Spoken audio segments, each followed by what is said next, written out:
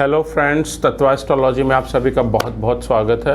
अपने न्यूमेरोलॉजी की सीरीज़ के अंतर्गत हम आज जो बात करने जा रहे हैं वो थोड़ा न्यूमेरोलॉजी और एस्ट्रोलॉजी को मिक्स करके हम यहाँ पे एक बताने जा रहे हैं कि न्यूमेरोलॉजी के अंदर जो मंथ या महीने हम पकड़ते हैं, जैसे कि जनवरी हो गया, फर्स्ट मंथ हो गया तो हम सन से कनेक्ट करते हैं, फेब्रुवरी को हम सेकेंड मंथ होने की वजह से मून से कनेक्ट करते हैं, मार्च को थर्ड मंथ होने की वजह से हम जुपिटर यानी कि गुरु से कनेक्ट करते हैं, और आपका अप्रैल को फोर्थ मंथ होने से राहु से कनेक्ट करते हैं, सोन करते चले जाते हैं। और जब हम आ जाते हैं सेकेंड फेज़ में तो वहाँ पे जैसे आपका अक्टूबर आता है तो 10th मंथ हो गया तो अगेन वो 1 को ही आ जाता है, वो अगेन सन पे ही आ जाता है। फिर आपका 11 जो हो गया वो आपका 11 मंथ जो हो गया नवंबर, वो फिर मून पे आ जाता है, और फिर दिसंबर आपका फिर से जुपिटर पे आ जाता है 2+1, क्योंकि 12th मंथ है।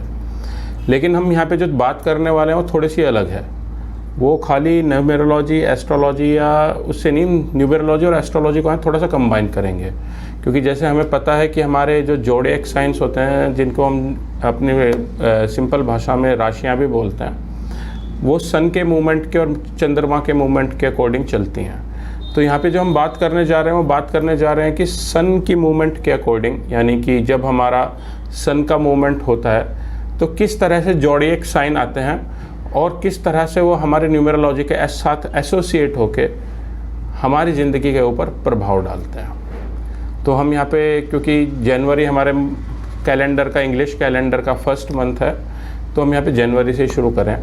तो आपको जैसे सबको पता ही होगा कि 21 दिसंबर को सूर्यदेव अपनी धनु राशि से मकर राशि की तरफ चलना शुरू हो जाते हैं, और 21 दिसंबर से लेके लगभग 27 दिसंबर तक वो धनु राशि और मकर राशि की संध्या में रहते हैं। यानी कि 21 दिसंबर से जो और 27-28 दिसंबर के बीच में जातक पैदा होते हैं, उनके ऊपर मकर राशि और धनु राशि दोनों का बराबर ही इफेक्ट पाया जाता है। लेकिन 28 दिसंबर के बाद वो पूर्णतः मकर राशि में आ जाते हैं, और इसीलिए हमारे यहाँ पे हिंदुओं के अंदर 14 जनवरी या 15 जनवरी के बीच में आसपास हम मकर संक्रांति का एक पर्व मनाते हैं। उसका मेन रीज़न है कि सूर्य देव अब अपना मकर राशि की तरफ चलना शुरू हो गए हैं। उसका यही साइंटिफिक रीज़न है।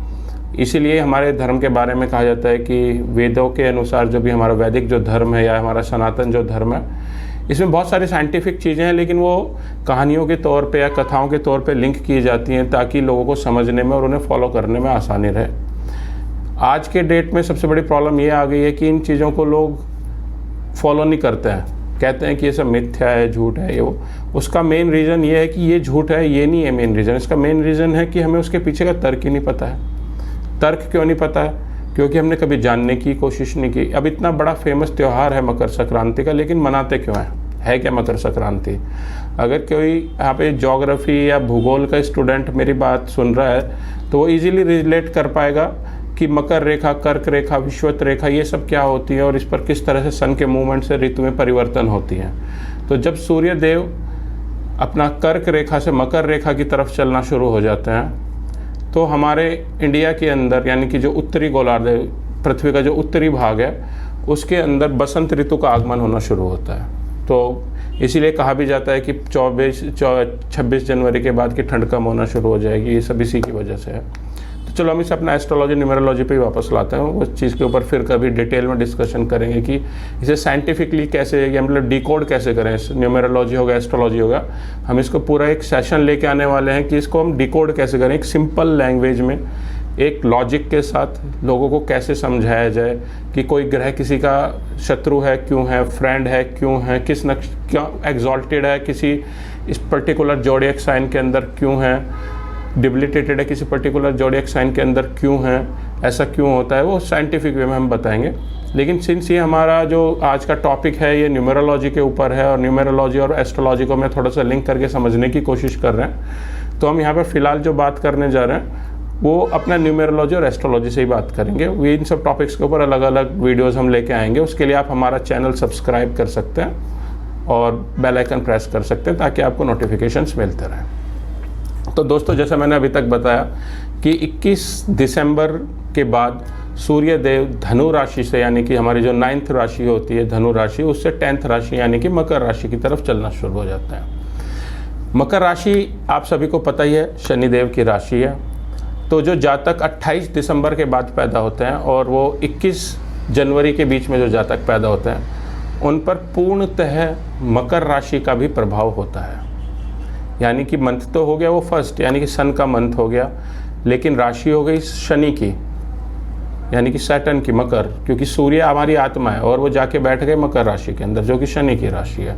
तो हमारी आत्मा कैसी हो गई, थोड़ा सा शनि के प्रभाव वाली हो गई। यानी कि जो जातक 28 दिसंबर से 21 जनवरी के बीच में पैदा होंगे उन पे आप न्यूमेरोलॉजी के अकॉर्डिंग तो अपना जो भी डेट्स और मूलांक, बेसिक अंकों का और आपका डेस्टिनी नंबर्स का या ड्राइवर नंबर, आपका कंडक्टर नंबर के जो टोटल्स आएंगे उनका तो इफेक्ट आएगा ही आएगा, इस जोडिएक साइन का भी इफेक्ट आएगा। तो हम यहीं पे यही समझाना चाहते हैं कि कभी कभी क्वालिटीज़ जो मैच नहीं करती हैं, कि हम कहेंगे कि सूर्य है तो बहुत तेज तरह आ रहा है लेकिन कोई है बड़ा थोड़ा सा स्लो भी है देखने में, तो क्यों है, क्योंकि मकर राशि का भी प्रभाव है उसके ऊपर जो कि शनि की राशि है। तो ऐसा भी होता है। इसीलिए हम यहाँ पे बताने की कोशिश कर रहे हैं कि एस्ट्रोलॉजी और न्यूमेरोलॉजी जब जुड़ते हैं, मतलब कि दोनों का जब कॉम्बिनेशन बनता है तो किस तरह से रिजल्ट्स हमें डिलीवर होते हैं और उसे हम और बेटर वे में कैसे समझ सकते हैं। तो जो जातक हमारे यहाँ पे 28 दिसंबर से लेके 21 जनवरी के बीच में पैदा होंगे उन पे मकर राशि का भी बहुत बड़ा प्रभाव मिलेगा। सूर्य का तो मिलेगा ही मिलेगा क्योंकि फर्स्ट मंथ है। तो अब हम चलते हैं नेक्स्ट मंथ में, यानी कि 21 जनवरी। 21 जनवरी जब आएगी तो यहाँ पर सूर्यदेव मकर राशि से जो नेक्स्ट राशि है जो कि 11वीं राशि पड़ती है, जिसे हम एक्वेरियस या कुंभ भी बोलते हैं, कुंभ की तरफ चलना शुरू हो जाएंगे। और 21 जनवरी से लेके और आपका 28 जनवरी तक, यानी कि ये 7-8 दिन वो एक संधि काल में रहते हैं कि वो मकर से बाहर आ रहे होते हैं और धीरे धीरे आपका कुंभ की तरफ जा रहे होते हैं। तो यानी कि यहाँ से तो मकर से बाहर है और कुंभ की तरफ चलना शुरू हो गया। तो यहाँ दोनों का जो संधि काल होगा इसमें क्या होगा, दोनों के लगभग मिले जुले रिजल्ट आएंगे। लेकिन क्योंकि कुंभ भी जो राशि है वो मेनली शनि की ही है, तो यहाँ पे भी आपको शनि के ही प्रभाव देखने के लिए मिलेंगे। लेकिन जो आपका 28 जनवरी आएगी तो सूर्यदेव पूरी तरह से कुंभ राशि में उस टाइम आ चुके होंगे।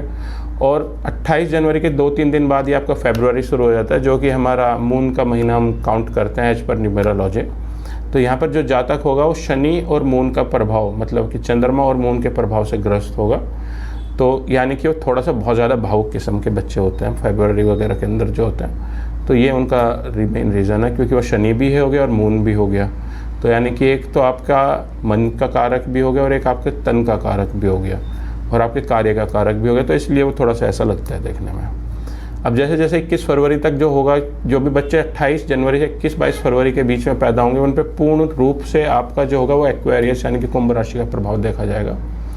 और फिर सूर्यदेव 21-22 फरवरी के बाद धीरे धीरे अपना नेक्स्ट राशि जो कि पाइसेस यानी कि मीन है, मीन राशि की तरफ चलते हैं। और 28 फरवरी के बाद वो पूर्णतः मीन राशि में आ जाते हैं। तो यानी कि जो बच्चे 28 फरवरी से लेके आपका 21-22 जनवरी तक पैदा होंगे उनके अंदर 28 फरवरी से लेके 21-22 मार्च तक जो बच्चे पैदा होंगे उनके अंदर आपका, क्योंकि धनु मीन जो राशि है वो गुरु की राशि है, गुरु के प्रभाव के साथ साथ आपका थर्ड जो मंथ हो गया वो भी गुरु का ही हो गया। ये तो बहुत अच्छा कॉम्बिनेशन हुआ, यानी कि उन पर पूर्णतः गुरु का प्रभाव, यानी कि टीचिंग, काउंसलिंग, इस तरह के फील्ड, यानी कि आपका आईटी का फील्ड भी उसके अंदर आ जाता है, कुछ हद तक अकाउंटेंसी भी आती है। लेकिन हाँ, ज्ञान देने का इन लोगों को बहुत ही शौक होता है, तो वो तो रहता ही रहता है गुण उनके अंदर। तो इसके बाद जब आता है नेक्स्ट आ गया हमारा 21 मार्च।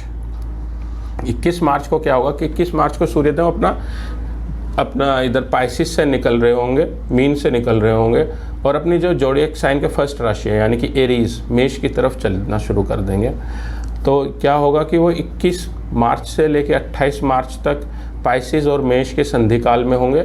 लेकिन 28 मार्च के बाद वो पूर्णतः मेष यानी कि एरीज के अंदर पहुंच जाएंगे। तो एरीज, जैसे आपको पता है कि मेष जो राशि है वो मंगल देव की राशि है, तो इस तरह के लोग जो होंगे वो थोड़ा उग्र स्वभाव के भी हो सकते हैं। और वैसे भी अप्रैल का जो महीना आता है वो हम 4 नंबर चौथा महीना होता है, तो उस पर राहु का प्रभाव ज़्यादा होता है। तो वहाँ पे मंगल प्लस राहु का कॉम्बिनेशन हो गया। मंगल प्लस राहु का कॉम्बिनेशन क्या करता है, आदमी को थोड़ा कभी कभी धूर्त भी बनाता है, चालाक भी बनाता है। लेकिन देखने में ये भी आ गया है कि कभी कभी ये बंधन योग भी बनाता है। बंधन योग मतलब कि आपका मंगल और राहु का कॉम्बिनेशन होने की वजह से ऐसे लोग कभी कभी पजल्ड भी दिखते हैं कि डिसीजन मेकिंग में स्लो हो सकते हैं, डिसीजन मेकिंग में उन्हें दिक्कत आती होगी। तो हम इस चीज़ के ऊपर आगे फिर फर्दर वीडियोस में बड़ा डिटेल में डिस्कशन करेंगे मंथ वाइज एक एक उठा के। तो अभी तो हम केवल शॉर्ट में ये बताना है कि हमारे 12 के 12 महीने सूर्य से और की राशि के अकॉर्डिंग और न्यूमरोलॉजी के अकॉर्डिंग कैसे लिंक होता है। तो 21 अप्रैल को जो सूर्य देव होंगे वो मेष से निकल के अपना जो नेक्स्ट राशि है, यानी कि 2 नंबर की जो हमारी राशि आती है, जिसे हम टॉरस भी बोलते हैं, वृषभ बोलते हैं, जो कि शुक्र की राशि है, उसकी तरफ चलना शुरू हो जाता है। और 21 अप्रैल से लेके 28 अप्रैल तक के जो जातक पैदा होते हैं उनमें शुक्र प्लस आपका जो था मंगल, उसके प्रभाव देखने के लिए मिलते हैं। लेकिन 28 अप्रैल के बाद सूर्यदेव पूरी तरह से वृषभ के अंदर आ जाते हैं और फिर 21-22 मई तक वो वृषभ में ही रहते हैं। तो यानी कि जो जातक मई के महीने में मैक्सिमम पैदा होते हैं, 28 आपका लीजिए अप्रैल से 21-22 मई के बीच में, उन पे सूर्य शुक्र का भी प्रभाव होता है। और क्योंकि जो हमारा महीना है वो 5वां महीना हो गया, 5वां महीना यानी कि बुध का हो गया, तो ये जो कॉम्बिनेशन है शुक्र प्लस बुध का जो कॉम्बिनेशन है ये बड़ा ही अच्छा कॉम्बिनेशन हो गया। एक तरफ तो आपका बैलेंसिंग हो गया, 5 नंबर भी आपके पास आ गया, शुक्र का होने से वजह से आपको डिस्क्रिमिनेशन पावर आ गया, यानी कि पार की नज़र हो गई आपकी, तो ये उनको फ़ायदा हो जाता है।